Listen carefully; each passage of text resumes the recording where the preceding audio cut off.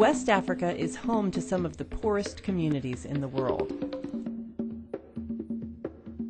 The West Africa Water Initiative, better known as WAWI, is a partnership of 13 international organizations which seeks to improve the well-being of these communities by providing access to safe water and sanitation.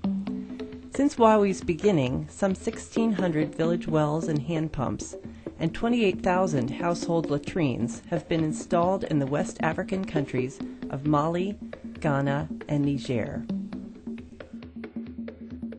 Some of the most vulnerable members of these poor communities are the physically disabled.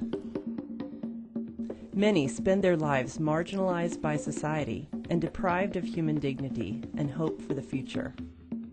The disabled often have little or no access to the region's limited public services, such as health and education. Access to safe water and sanitation is no exception. Many struggle daily to maintain minimum levels of personal hygiene, due in part to the daunting challenges of obtaining or using water and accessing sanitation facilities. Disabled women are particularly impacted by these limitations, as they live in a society where their worth is often measured by their ability to draw water and to manage it within the household. The Mali Water and Disabilities Study was established to examine issues of access and use of clean water and sanitation facilities by disabled persons within WAWI target communities in Mali. The study is supported by the Conrad N. Hilton Foundation and jointly implemented by Messiah College and World Vision. Messiah College provides conceptual leadership, conducts laboratory work at its campus facilities, and fields faculty and student research teams twice each year. World Vision Mali supports the study with in-country logistics, community access, and year-round field staff. The study has also partnered with local organizations such as Handicap International, Water Aid, and the Sisters of the Annunciation. To assess the needs of the disabled, the study conducted a survey of nearly 900 households to determine the number and types of disabilities, as well as the challenges they face relative to water and sanitation. World Vision field staff and disabled persons from local communities were trained to conduct the survey. Survey findings were then discussed among participatory focus groups of disabled persons to develop and refine research priorities. Messiah College and World Vision teams have also spent some 300+ hours in one-on-one dialogue, listening to individual stories in an effort to understand their challenges.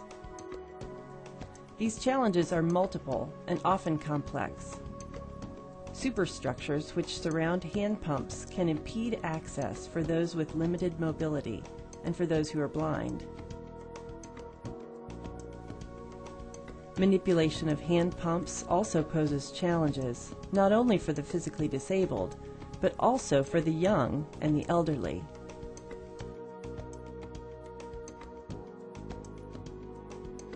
Transportation of water from the pump to the home is a major challenge,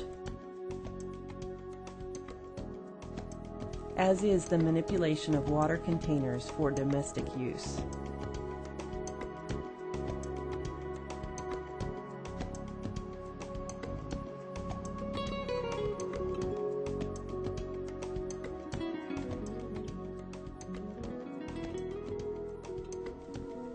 For many disabled and elderly persons, the simple use of a latrine can pose major physical obstacles and health risks.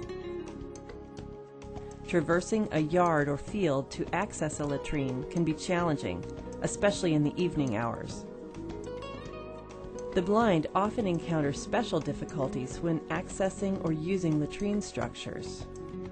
Those with lower body limitations can find it difficult or impossible to maintain a squatting position, and those with limited arm or hand use may find it difficult to clean themselves. Given these findings, the study has focused its work in 3 areas: access and use of hand pumps, transport and domestic use of water, access and use of latrines. With hand pumps, the study is examining how human traffic circulates around village pumps. Low-cost ways to adapt pump superstructures to facilitate access and egress are being developed and tested. Adaptive technologies to facilitate the manipulation of hand pumps are also being tested. The study is also exploring simple, low-cost adaptations which facilitate the handling and transport of common water containers. These include methods of molding and welding local plastics and the development of handle frames to facilitate grasping and lifting. Devices which aid in the dispersal and management of water within the household are being tested, such as bucket and jerry can tippers. Priority is given to innovation with local materials, which are both durable and affordable in the local economy. Locally fabricated devices for persons with lower body limitations are being developed to facilitate access and use of latrines without impediment or health risk.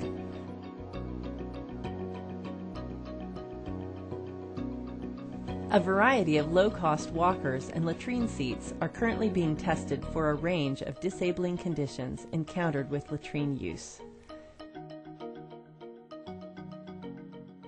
Beyond these applied initiatives, the study is also confronted with compelling questions on a broader level. How can local artisans best be trained to provide locally made assistive technologies?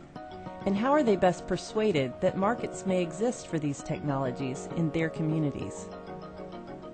How can guidelines, methods, and locally fabricated technologies developed by the study be appropriately transferred to other geographic and ethnic regions of West Africa? How can NGOs working in water and sanitation be informed and equipped to assess the needs and challenges of the disabled? How can workshops, community mobilization initiatives, and information exchange best be leveraged in the planning and implementation phases of water and sanitation initiatives to ensure appropriate inclusion of the disabled? How do water and sanitation initiatives such as WAWI assess what levels of special investment are appropriate when it comes to assisting the disabled in broader target communities? These are a few of the challenging issues to which the Mali Water and Disabilities Study is working to contribute answers. In its continuing role of support for WAWI's mission of providing safe water and sanitation in poor communities, the study seeks to assure that the most marginalized members of target communities also benefit from this important initiative.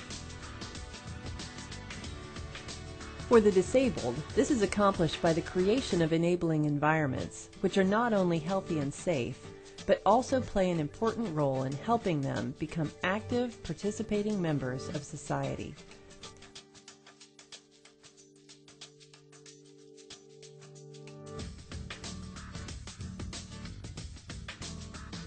When this is accomplished, those things the poor need most are likely to follow: an enhanced sense of self-worth, restored human dignity, and hope for a better future.